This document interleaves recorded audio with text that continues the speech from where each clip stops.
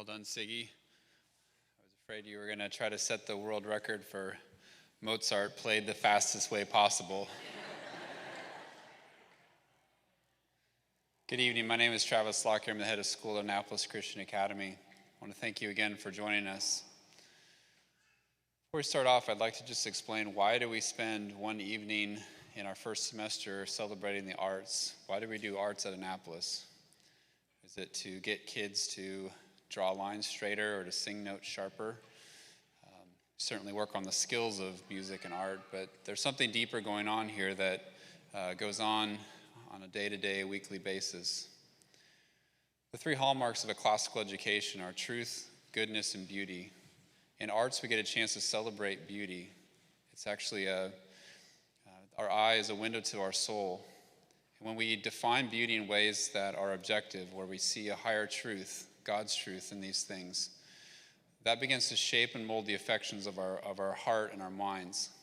So as these young warriors for Christ are being brought up, we're molding and shaping them to have an eye towards beautiful things, godly things.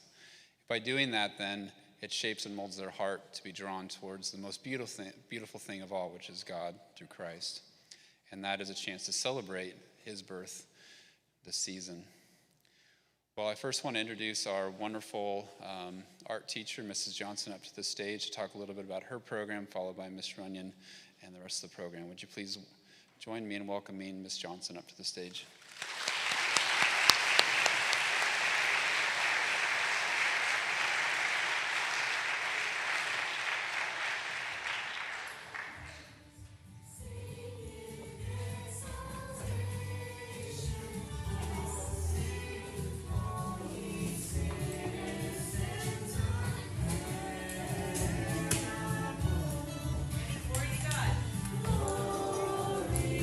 Listen to those students.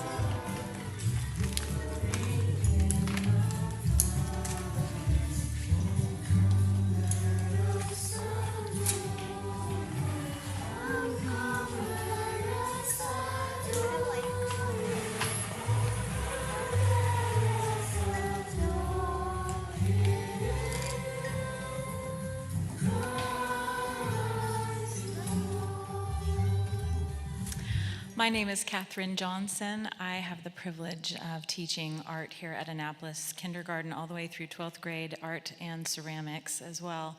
I have been teaching here at Annapolis. I believe this is my 11th year. I've almost lost count. But it has been my delight each year to, I'm seeing students that I had in pre-K 3, all the way up in 11th grade now, and some that it's a delight to see these kids growing up before my eyes. I wanted to share that video with you just because I thought it was so appropriate to the wonderful thing that goes on in this school. I didn't tell those kids to start singing that song. They did that on their own, right in the middle of class. What you are seeing is the kind of environment that I have the privilege of teaching in every day. Annapolis is a very special place, and art is more than just a subject here. It is a means of connecting students to their creator and to others throughout time. In every art class, your student engages in various efforts of artistic work, some singing about the elements and principles of art. I won't bore you with that, but the kids love it. We get up and dance around and do motions, so they're learning all about the elements and principles of art. Some are working in paint, some are in pencil, in clay in the high school, and even in the grammar school. But there is more to what we do than just the mechanics of art. Early this semester, I was discussing the Impressionist movement with the 4th grade. We were learning about the life and work of Paul Cézanne, one of the great masters of the Impressionist movement. We watched a video about him and found that he was known and characterized by a very unpleasant disposition. He isolated himself from his friends, his wife, and his son, as well as other artists and ultimately his entire community. Several of the students raised their hands with very thoughtful comments, such as, "Poor Paul, he had his priorities upside down. He loved himself and his art more than his family. One student in particular used the mnemonic device JOY to describe the way God has ordained, and prioritized our lives. The first letter in JOY is J for Jesus, she said. Then O for others and Y for you, or put in another way, the self. This student rightly pointed out that Mr. Cezanne had put himself and his art over his relationship with God and with others. He had made art his idol. We went on in class to discuss further through the study of this artist's life that God has so much more for our lives if we put him first, even before our talents and gifts. I was blessed to hear and discuss these ideas with my students. That is not a conversation you would often find in many schools today. The making of art is both a personal experience as well as a communal one. It is meant to be viewed and enjoyed, but also to communicate timeless truths about our world, about who we are in it, and what we believe about it. Art tells the human story and connects us to God, to ourselves, and to one another, and to those that have gone before us in time. For this reason, we have a fine arts night, inviting our family and friends to come and appreciate the art and the beautiful things that your children have made. So I invite you to join us tonight down the hall and into the cafe. You're going to be walking through history, essentially. With the kindergarten, we start just learning about masters and what is art. Then in first grade, we study Egyptian, Greek, and Roman art. Second grade moves into medieval art. Third grade into the art of the Americas. Fourth grade, Impressionism, Post-Impressionism, Cubism, all the isms we call them. Fifth grade, we move back into Egypt, Roman, Greece, and then in sixth grade, the Middle Ages again. So I hope that you will enjoy viewing all of your students' beautiful work. Thank you.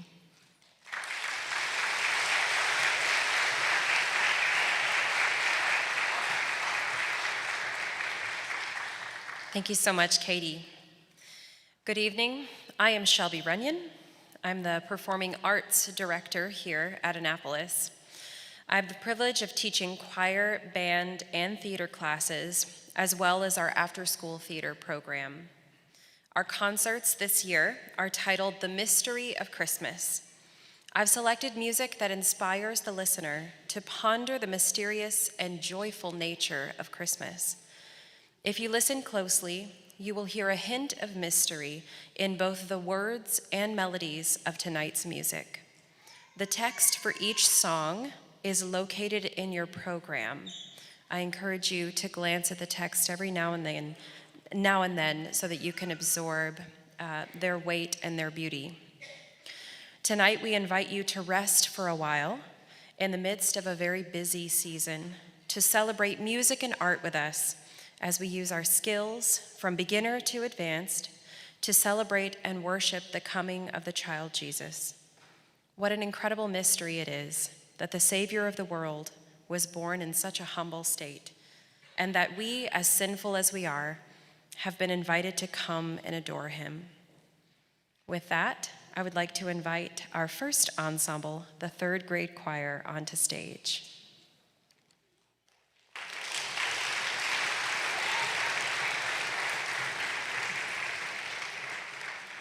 Our third grade is singing 2 songs on their own this evening. They'll come back in a while. God Rest Ye Merry Gentlemen reminds us not to be weary of heart, but to listen to tidings of comfort and joy during this season. Their second song is about spreading the good news that our Savior has been born.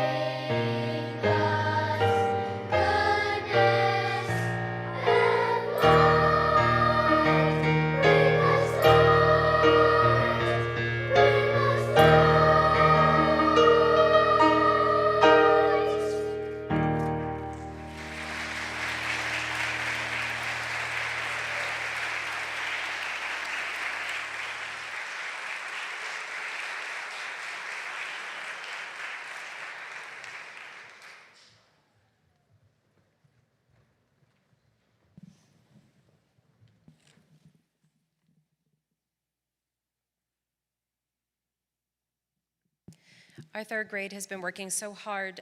Sometimes, whenever you start in choir, just singing the same note at the same time can be so challenging. And learning how to sing with a blended sound, learning how to sing in such a way that sounds like one voice, but a very large and diverse voice, is very challenging. So we have been working so hard in class on those things and learning how to break up into groups of 2, and each group has their own individual responsibility. So I'm very proud of the work that third grade has done.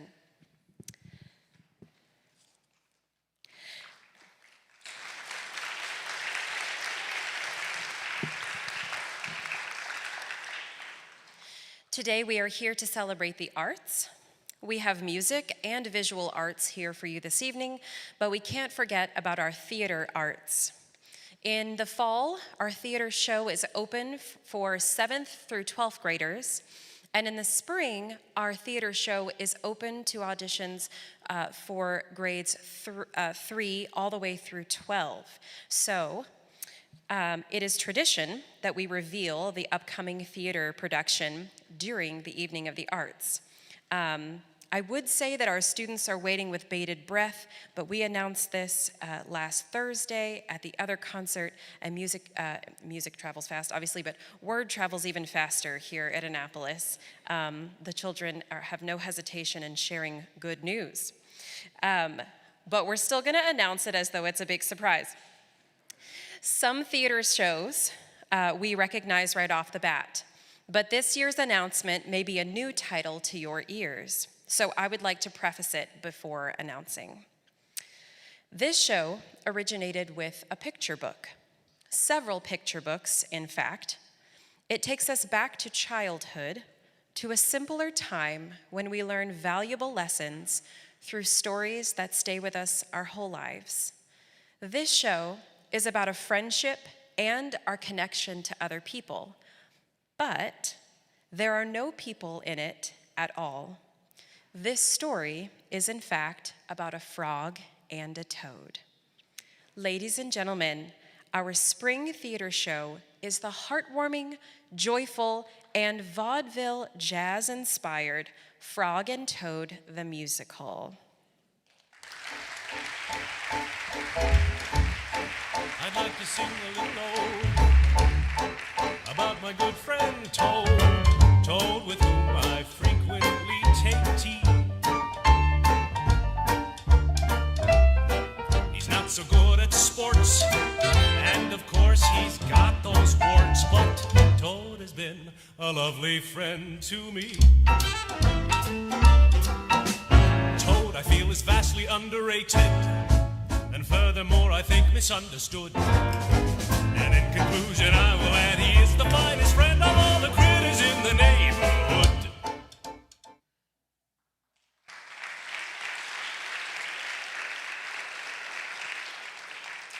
We are so excited for this show. Auditions will be held the first week in January.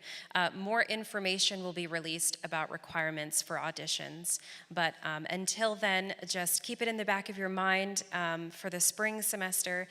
For all of our 3rd, 4th, and 5th graders, they are eligible to audition for this. This semester, the 4th and 5th grade choirs have built their 2-part harmony skills. Their performance begins with 5th grade singing a 9th century melody, connecting us to times of old. And both choirs join together to sing Lord of the Stars, which celebrates the vastness and majesty of our Creator and our yearning for His coming. So I'd like to invite the 4th and 5th grade to come onto stage.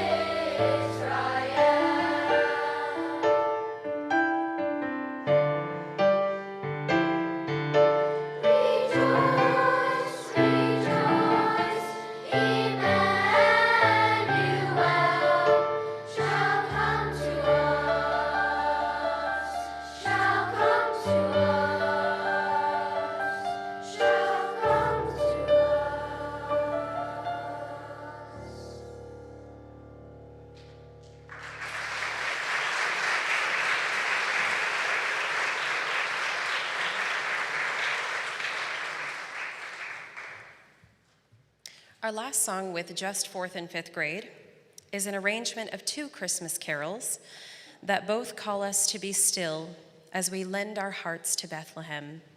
We're going to add some hand chimes for this song here.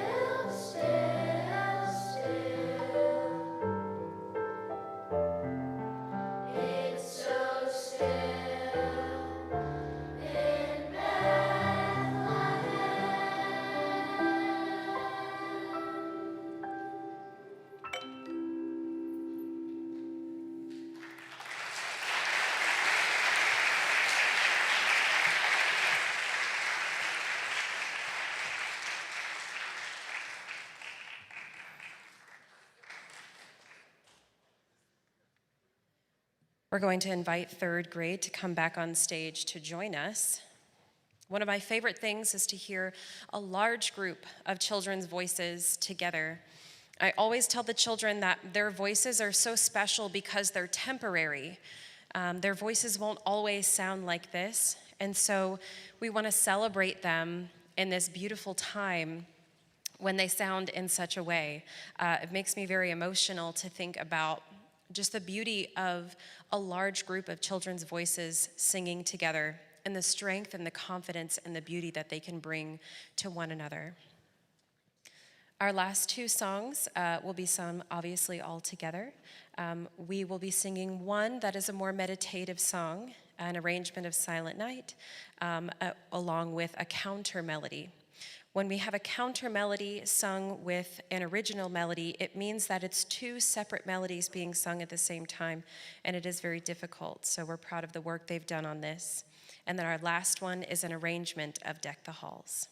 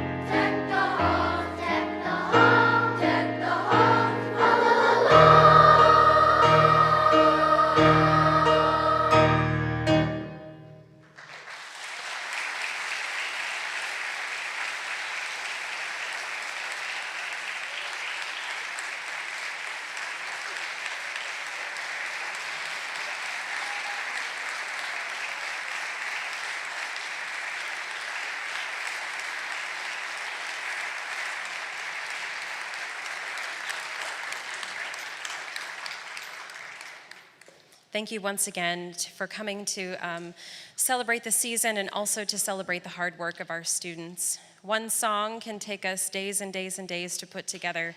And so the students are learning not only the joy and the beauty of music, but they're also learning the discipline of it as well, which is such a rich thing to have. So thank you once again. Before we leave this evening, I'll turn the microphone back over to our head of school.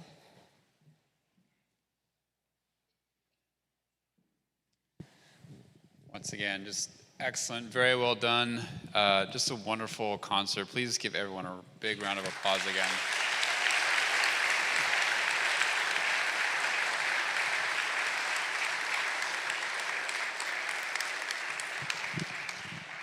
I'm going to ask Mrs. Johnson to come up and join us on stage. Just want to thank both Ms. Runyon and Mrs. Johnson one last time. As I mentioned last week in our 6th through 12th grade Evening of the Arts, one of the best attributes I have as a leader is staying out of the way of talented people. Just giving them the freedom to do what they need to do with their students. Tonight was just a small taste of just the beautiful things that they do on a day-to-day basis. So would you please join me in thanking both Mrs. Johnson and Ms. Runyon for the work that they do.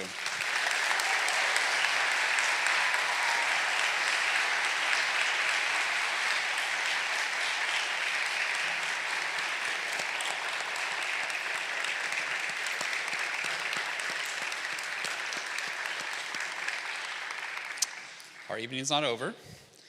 You get a chance to, as Mrs. Johnson said, walk through history. So I'd encourage you to walk down the hallway, and then once you get to the double doors, you'll take a right to the breezeway into the cafe, and as you walk to the cafe, you will see all the student artwork from kindergarten all the way up through 5th grade. So please join us, enjoy the walk through history, see all the beautiful art that's displayed down the hallway and in the cafe, and enjoy the fellowship, and have a Merry Christmas. Thank you.